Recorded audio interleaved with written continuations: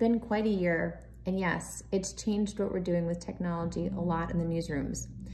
Before the pandemic, we were in a situation in the newsroom where we had some people adopting a lot of technology and some people not. We're a big place. We're a legacy newspaper company, and so, for example, in the case of Slack, you had holdouts, people who didn't want to use it and people who did use it.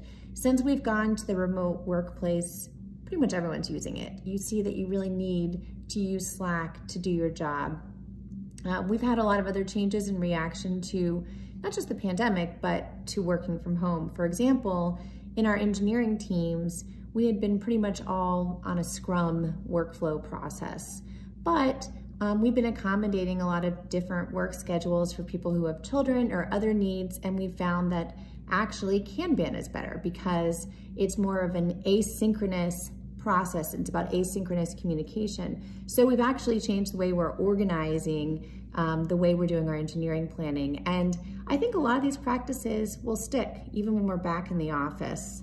In terms of whether people will need to know more about science, I would say for reporters and editors, the biggest thing we're going to look back on with coronavirus is to question how we helped the public understand the data.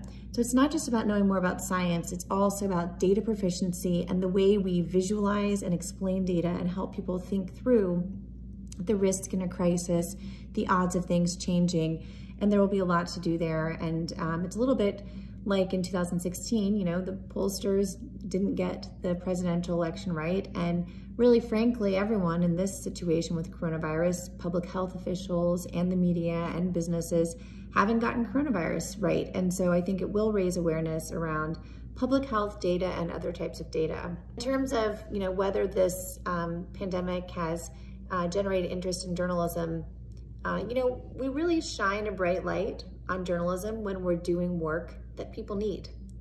So the coronavirus has definitely increased the need that people see for the news, and I hope it draws a lot more people to journalism, people of all backgrounds, people with all skill sets, because it's a really important thing that we're doing day after day.